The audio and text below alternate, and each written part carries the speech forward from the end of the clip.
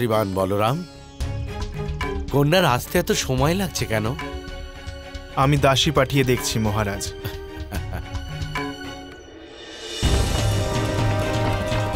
শীঘ্র চলো সারথি।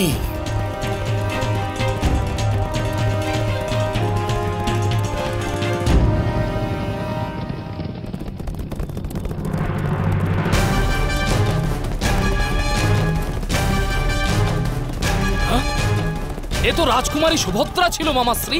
কোন এক তপস্বীর সঙ্গে এই সময় রথে চড়ে কোথায় চলেছে? ওটা অর্জুন ছিল, মূর্খ।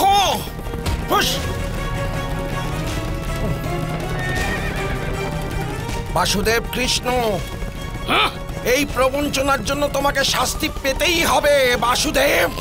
হ্যাঁ, শীঘ্রই দ্বারকায় পৌঁছতে হবে। শ্রীমান বলরাম, সপ্তপদীর লগ্ন বয়ে যাচ্ছে। রাজকুমারী সুভদ্রাকে সত্বর নিয়ে আসুন বিবাহ মণ্ডপে। শ্রীমান বলরাম, কেন এত বিলম্ব হচ্ছে? কন্যা মণ্ডপে আসছে না কেন?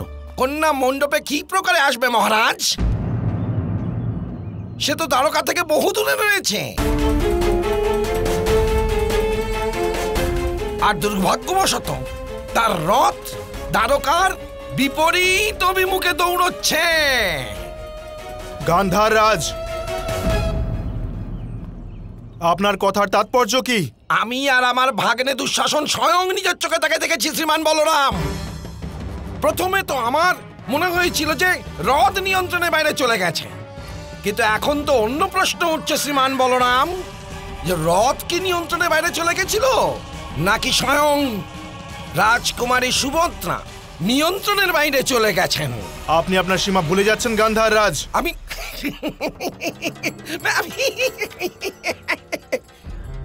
আর আপনার ভগিনী হস্তিনাপুরের মর্যাদার কথা ভুলে গেছেন। হস্তিনাপুরের যুবরাজকে বিবাহ মণ্ডপে অপেক্ষা করিয়ে দ্বারকা ত্যাগ করে অন্য কারুর সঙ্গে পালিয়ে গেছেন।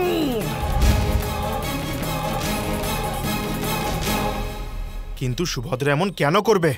সঠিক প্রশ্ন, কিন্তু এর উত্তর আপনার অনুজ বাসুদেব কৃষ্ণকে জিজ্ঞাসা করুন।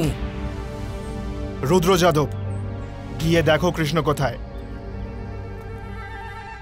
এই তো আমি জ্যেষ্ঠ ভ্রাতা।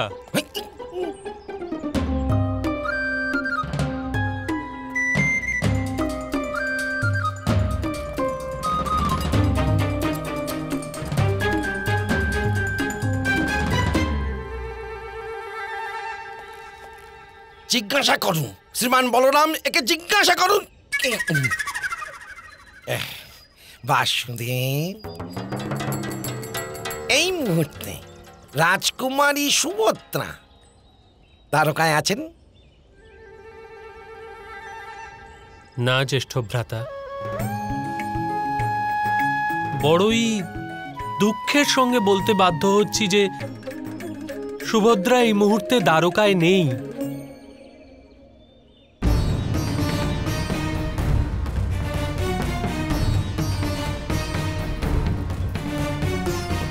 দ্বারকাতে নেই? তাৎপর্য কোথায় গেছে? সে কখন ফিরবে? ক্ষমা করবেন মহারাজ, এ দ্বারকার জন্য বড়ই লজ্জার বিষয়।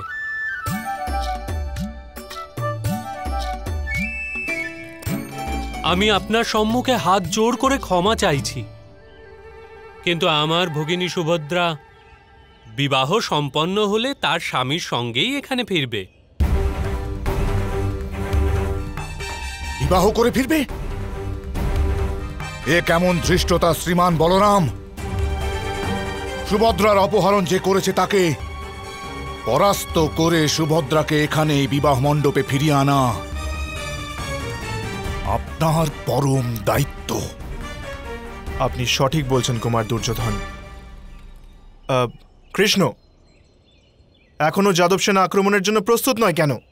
সৈন্য তো এক্ষুনি প্রস্তুত হয়ে যাবে জ্যেষ্ঠ ভ্রাতা, কিন্তু একটি সংশয় আছে। যুদ্ধ কার সঙ্গে করবেন? যে অপহরণ করেছে সে তো নিরস্ত্র এবং একজন নারী। আর যে যোদ্ধার হাতে অস্ত্র আছে তারই তো অপহরণ হয়েছে। বড়ই কঠিন সমস্যা যে।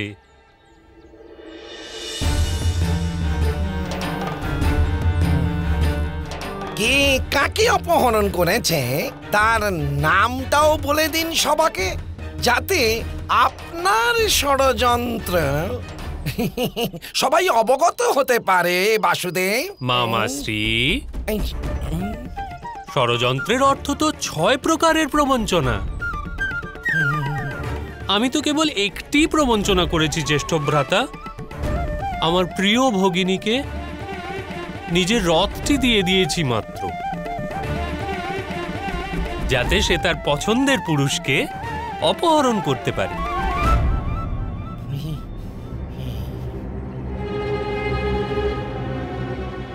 আর সেই মনির মতন পাত্র কে জানেন মহারাজ? পাণ্ডু পুত্র অর্জুন।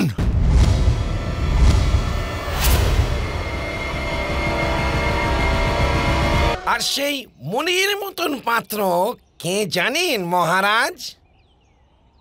পাণ্ডু পুত্র অর্জুন।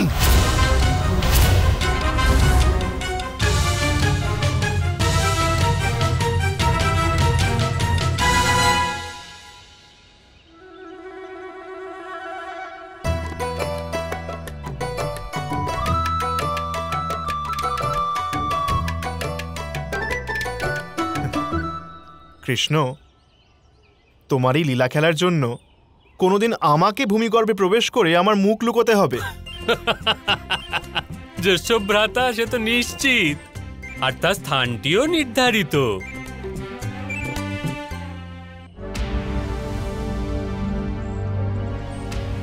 শ্রীমান বলরাম,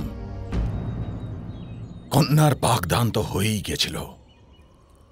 আপনি কথা দিয়েছিলেন দুর্যোধন আর রাজকুমারী সুভদ্রার বিবাহ আপনিই করাবেন। সেই অনুসারে ওর বিবাহ তো হয়েই গেছিল। অতএব তার দ্বিতীয় বিবাহ কিভাবে সম্ভব?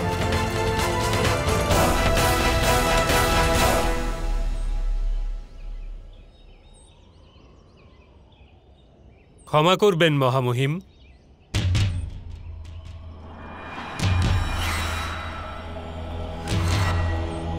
বাগদানি যদি বিবাহ হয় তবে কি সপ্তপদীর কোনো প্রয়োজন আছে? বাগদানের অর্থ হল পিতামাতার অনুমতি, কিন্তু বিবাহ তো পাত্র ও পাত্রীর সম্মতির পরই স্বীকৃতি পায়। বাগদানকে তো বিবাহ বলা যায় না মহামহিম। যদি তাই হয় তবে কন্যাদানের কি গুরুত্ব আছে বাসুদেব? একটি নারিকেল যখন সমুদ্রে পড়ে তখন বৃক্ষ সেই নারিকেল থেকে তার অধিকার ত্যাগ করে। তখন কোন তটভূমিতে সে যাবে, কোন ভূমিগর্ভ থেকে নতুন করে অঙ্কুরিত হবে, তা নির্ভর করে কেবল সেই ফল ও তারই নিয়তির ওপর। কন্যাদানের ক্ষেত্রেও পিতামাতা তাদের কন্যার উপর যে অধিকার ছিল তা পরিত্যাগ করে, কিন্তু কার অধিকার সে স্বেচ্ছায় শিরোধার্য করবে সেই নির্ণয় কেবল সেই কন্যাই করতে পারে। আমার প্রিয় ভগিনী সুভদ্রাও স্বয়ং এ নির্ণয় করেছে, আর যদুবংশর পক্ষ থেকে আমি সেই নির্ণয়কে স্বীকৃতি দিয়েছি। হস্তিনাপুরের সঙ্গে তো এখন কেবল শত্রুতাই সম্ভব বাসুদেব।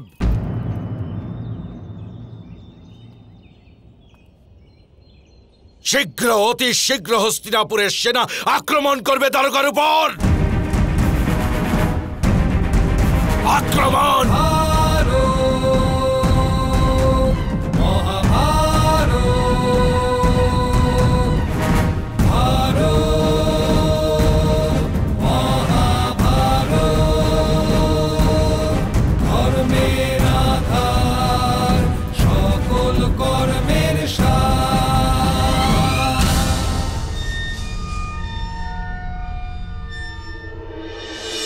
কখন পরম্পরা পচা গলা হয় সেটা কে নিশ্চিত করে? আপনি, বাসুদেব। সময় তা নির্ধারণ করে। পুরাতন পরম্পরা চূর্ণ হবে, পুরাতন সাম্রাজ্য ধ্বস্ত হবে, আর সময়ের এই চক্রে আপনি কোন পক্ষে থাকবেন সে নির্ণয় আপনাকেই করতে হবে। মহাভারত